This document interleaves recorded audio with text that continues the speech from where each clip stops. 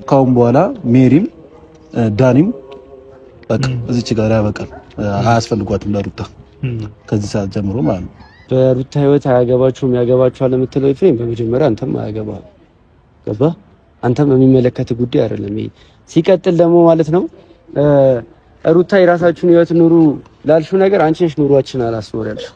ደውለሽ የምታለቅሽው አንቺ ነሽ፣ ደውለሽ የምታለቃቅሽው አንቺ ነሽ። ብቸኛ ሆንኩኝ ልጄን እዚህ ጥሎ ምናምን እያንዳንዱ ነገር አንቺ በነገርሽን ሰልከር እንጂ ምንም አንቺ ህይወት ላይ መተን ማለት ነው 05 ሳንቲም የሚከፈለን ሰዎች አይደለም። እዚህ ጋር ሰባዊነት ለያዘን ነበር አንቺ ህይወት ላይ ነበር ነው እንጂ ማናችንም የራሳችን ህይወት አለ፣ የራሳችን ላይፍ አለን። ግን እዚህ ጋር ተጎድቻለሁ በቃ የተጎዳች ሴት አለች።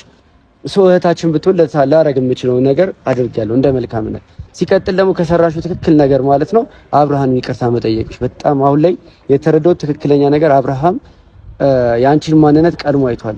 እኛ ዛሬ ብናየውም ያንቺን ሰበና ምን አይነት ሰው እንደሆንሽ እንድናይ ረድቶናል። ገባሽ? በትክክል ይቅርታ መጠየቅ ያለበት ሰው አብርሃም ነው። ያው ሲጀመር ማለት ነው ልክ እናንተ ከህይወት ያወጣችሁ ሰሞን በጣም ሰላም ነበርኩ። መጣ ይኸው ከነ ሙሉ እንትን ይዘው መጣ ሲል አሁን የመጣ ነው በእኛ ጋር በእኛም በኩል ያለው ልጅ ነው። ሲጀመር የሆነ የተጠናወተ ነገር አለ። ደውለሽ እንዳታለቃቅሽ ደውዬ ልትነግረን ነው የመጣው። ስለዚህ ሰማነ ካበቃ በቃ ተውት በቃ እንደዚህ አይነት አሁን ምን አለ መሰለህ አሁን ሲጀመር ዳኒ በእናትህ አሁን አታውራ በቃ። ምክንያቱም እኔን የጠራኸኝ አንተ እኔን ስራ አስፈትተህ እንደዚህ ክርክር ከሆነ አይሆንም። አንተ እርቅ ፈልገህ ከሆነ ከሷ ጋር ሰላም ፈልገህ ከሆነ ሰላም አትፈልግም። ታዲያ ሰላም ካልፈለክ እኔን ጠርተህ ለምን ነገር ያለብኝ እድሜ ክብር ነው ማትከበረው መናገር ያለብኝ ቅድም ምን አልክ መሰለህ ካፈል ውሰደብህና ቅድም ከሰው ጋር ስትለያይ በስነ ስርዓት መለያየት ባልፈልግም የተሻለ ነው አልክ እኮ። አሁን ለምን እንትን ትላለህ? በቃ አሁን ዴቭ ሲጀመር ጉድፈላ ነገሩ እንደተጧጧፈ ነው ማለት ነው። ዳንዬ እልክልኳ ሩታን ዛሬም ነገራት ማለት ነው።